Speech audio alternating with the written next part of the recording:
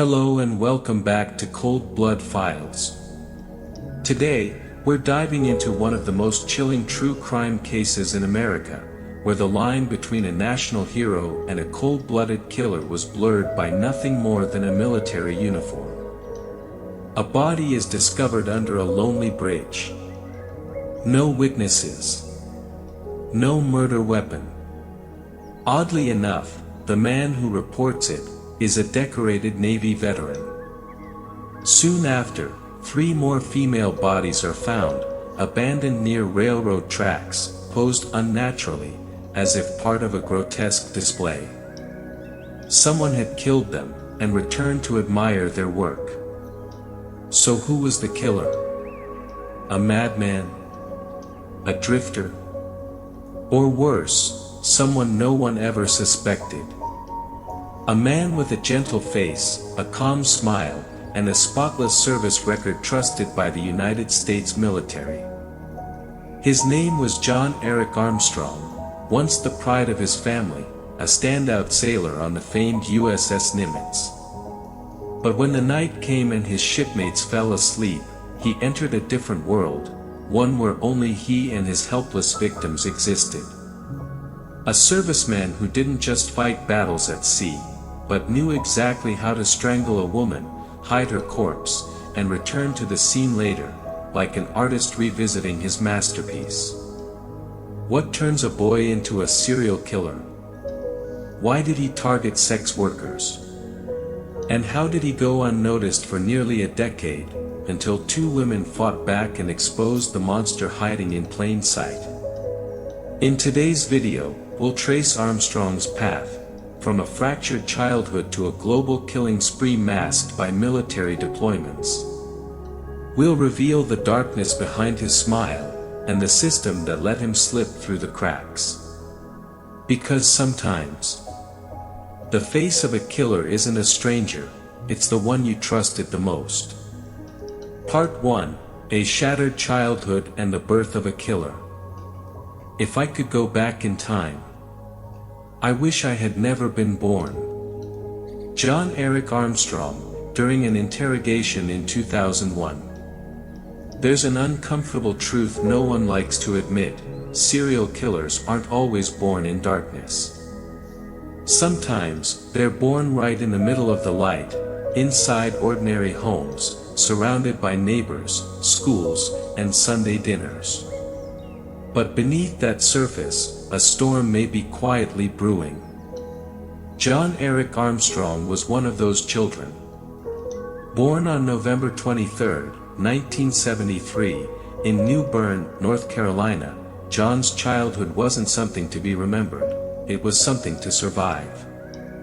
His father, a mentally unstable alcoholic, routinely beat his wife and children. But what was worse, was what no one dared to talk about. I used to hear his mother screaming every night, but I never stepped in. I thought it was just family business. A former neighbor, speaking to reporters after Armstrong's arrest.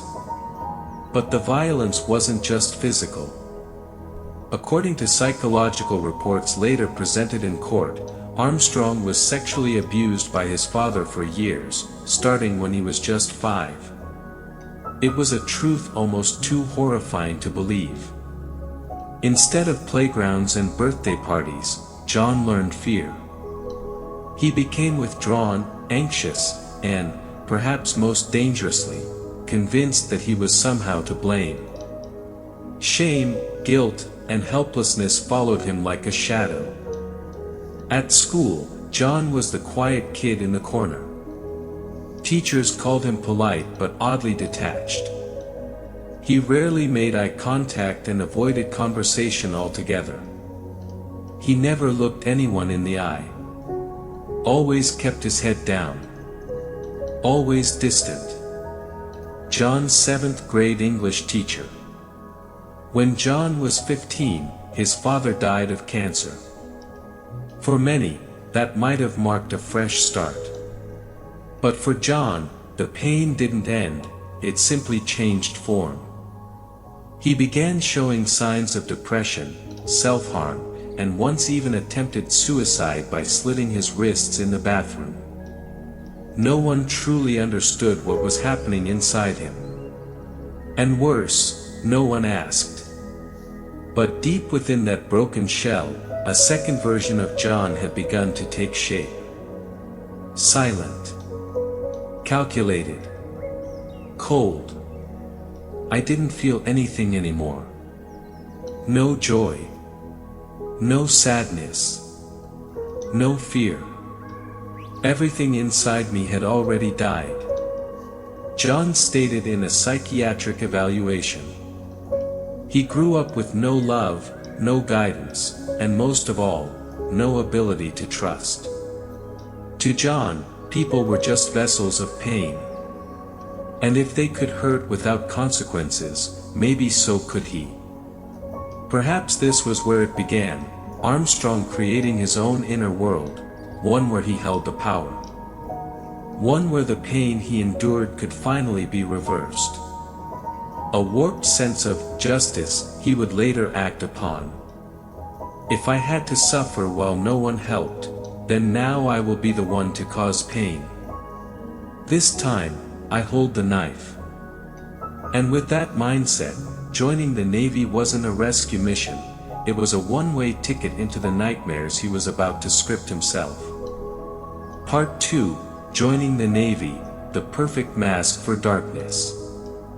After graduating from high school, while many of his peers were still trying to figure out their future, John Eric Armstrong had already made his decision. He joined the United States Navy.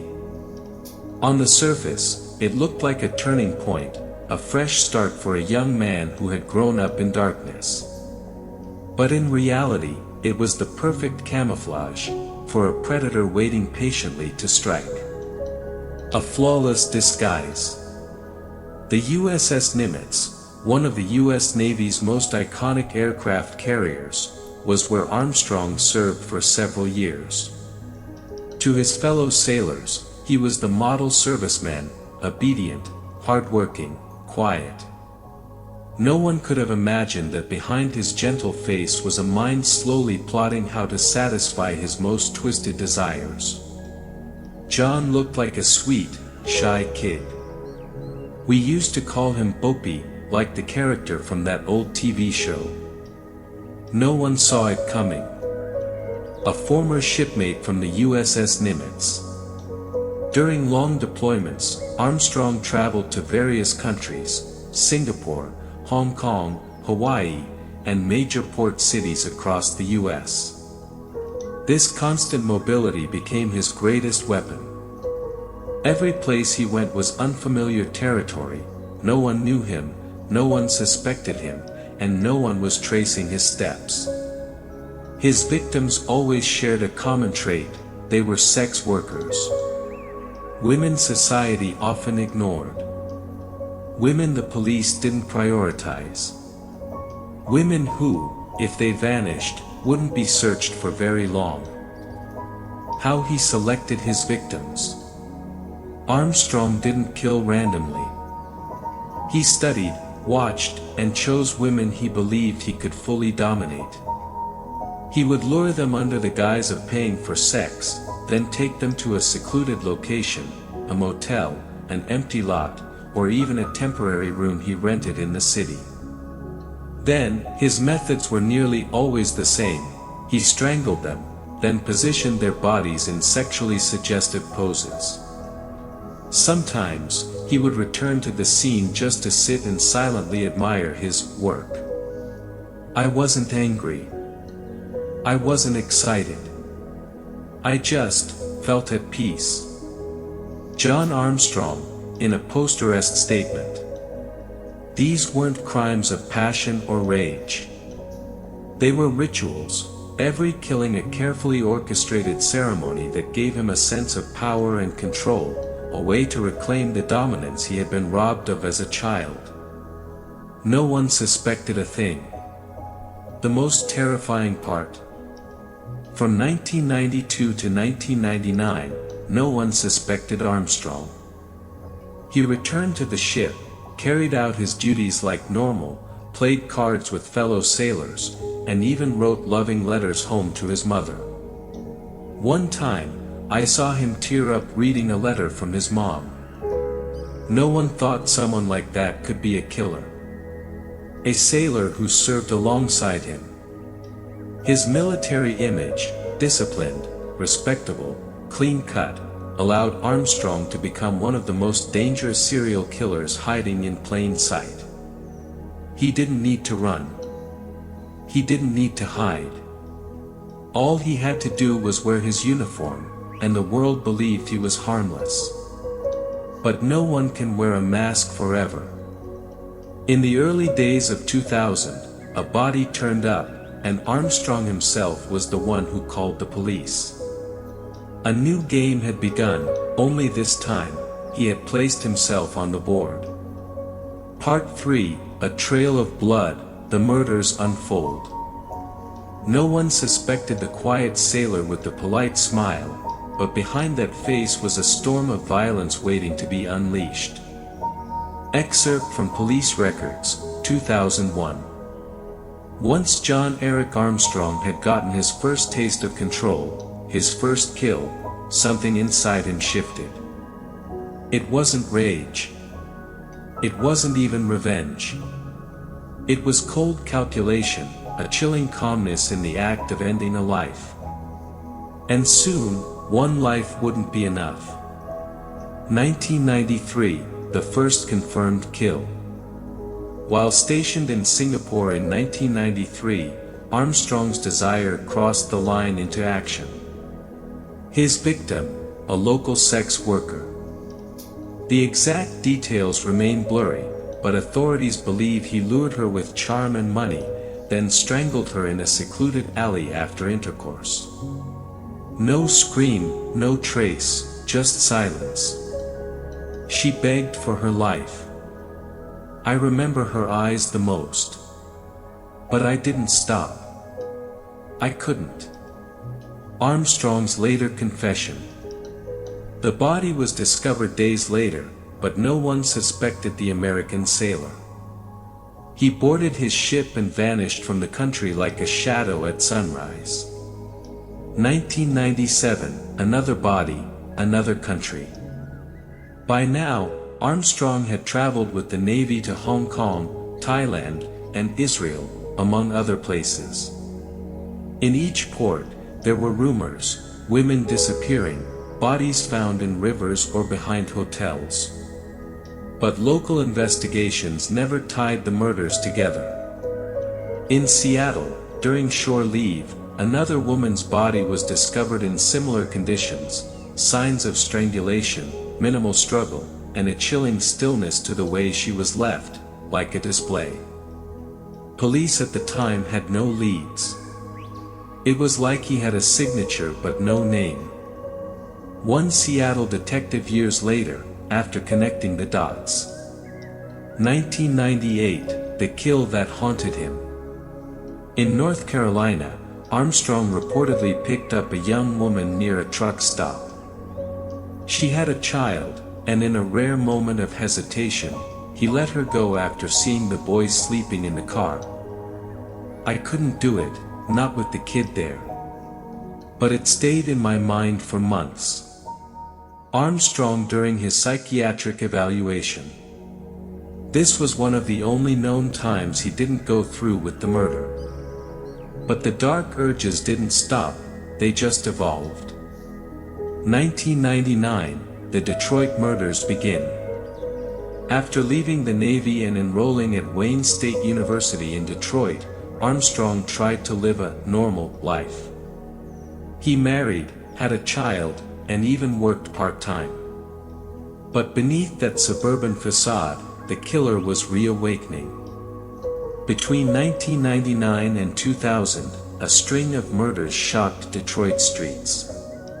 Young female sex workers were turning up dead, bodies dumped near rivers, railroad tracks, or abandoned lots.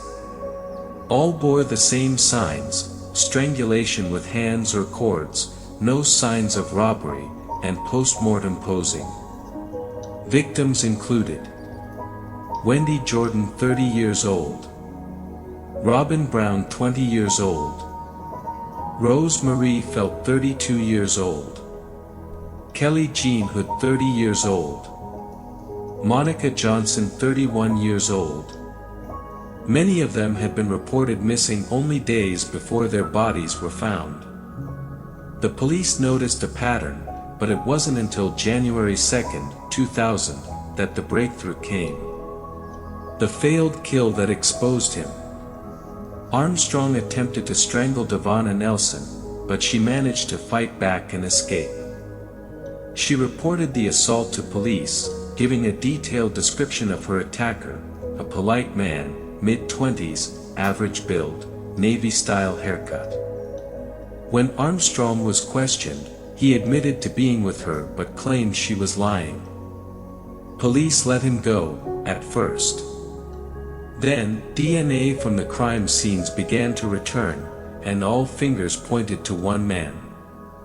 The evidence ties it together.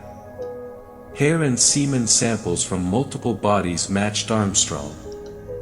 He was arrested in January 2000, and during interrogation, the chilling truth began to emerge. He confessed to 5 murders in Detroit and claimed responsibility for as many as 30 deaths worldwide, though many remain unverified. I didn't plan them like some serial killer in the movies. It just happened. I saw them. I felt the urge. I acted. Armstrong, to investigators. But make no mistake, these weren't crimes of passion. They were acts of domination, of calculated violence, carried out with disturbing ease.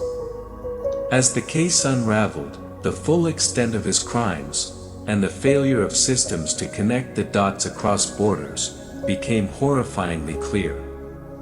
Part 4, The Tightening Net, the hunt and arrest of a killer in Navy disguise.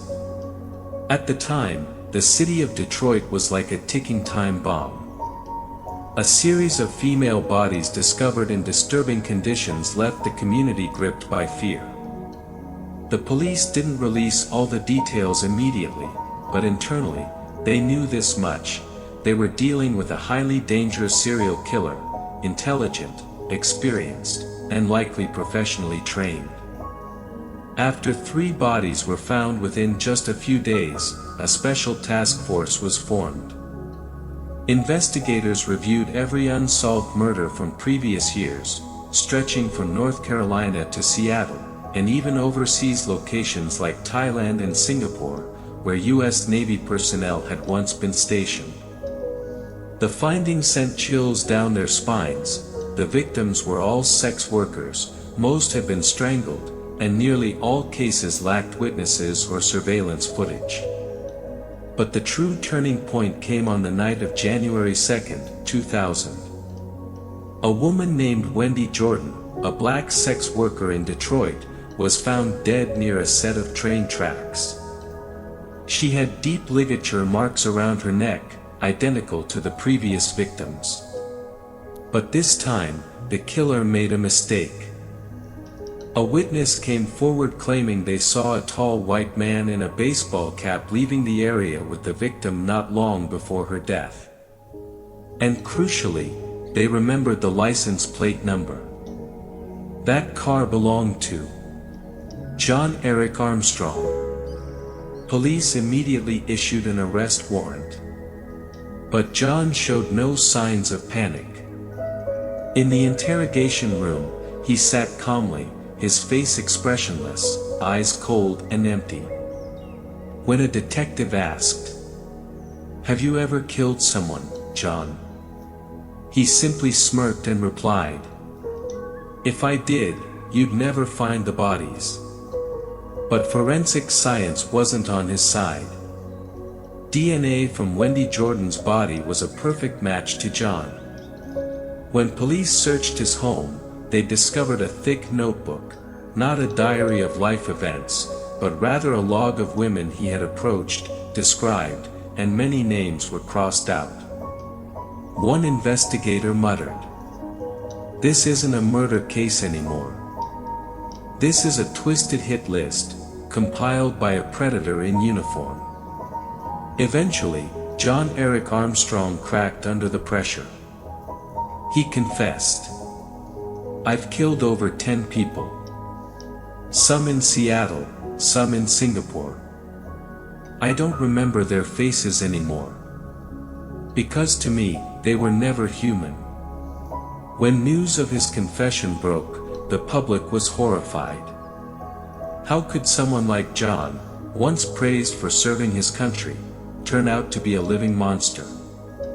And the most chilling thought of all: how many victims are still out there, never found, never identified? Part 5, The Monster Revealed, Trial and the Fall of a Navy Hero. When Armstrong was arrested, it shook the American public. A man once praised for his bravery in the Navy was now sitting in an interrogation room, cornered like a wild animal.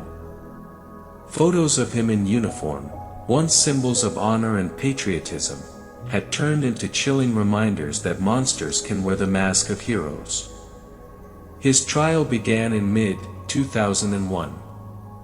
Hundreds filled the Detroit courtroom, victims' families, journalists, and citizens eager to lay eyes on the sailor serial killer. The prosecution wasted no time presenting damning evidence. Armstrong's DNA matched at least 5 murder scenes. He kept journals documenting details of each encounter with victims, even describing how he felt after each killing. A surviving witness recalled the moment he strangled her, describing his expressionless, chilling gaze. One of the most haunting quotes from the trial came straight from Armstrong's confession. "I didn't feel anything. No pain, no pity. They were just a way for me to release. When I choked them, I felt alive." The courtroom fell silent. The defense tried to portray Armstrong as a broken soul, an abusive, alcoholic father, childhood sexual abuse, years of unhealed psychological trauma. But none of it could erase the horror he had inflicted. The prosecutor responded fiercely. "Millions suffer trauma, but they don't kill. John. He chose to turn his pain into weapons and stab it into the innocent." Ultimately, the jury needed less than 3 hours to return their verdict, guilty on all counts. John Eric Armstrong was sentenced to life imprisonment without parole, meaning he would die behind bars, alone, forgotten, no longer a soldier, no longer a hero. But what chilled everyone to the bone was his final whisper as he was led out of the courtroom. "I still remember a few names. But there are some you'll never find." Ending the chilling silence of a monster. John Eric Armstrong, a name once honored across the seas, will now forever remain imprisoned behind cold walls, where no light of freedom will ever touch him again. But the most terrifying part is not the number of victims, it's the ones never found, the souls forgotten in the eerie silence of a cold-blooded killer. When the prison door closed behind him, America could not truly exhale. Because Armstrong never told the whole truth. How many names are still lying at the bottom of the ocean, in the darkness of quiet docks? How many families are still waiting, clinging to the hope of an answer that may never come? He stayed silent. And in that silence, countless mysteries remain hidden. This isn't just a story about a murderer. It's a warning. Never be deceived by appearances. Because sometimes, evil doesn't arrive in a frightening form, it wears the uniform of a hero. Thank you for watching all the way to the end of this video. If you found this story thought-provoking, please leave a comment and share your thoughts. Don't forget to like and subscribe to the channel, so you won't miss other gripping true crime cases. See you in the next criminal dossier. You never know what's hiding behind a smile,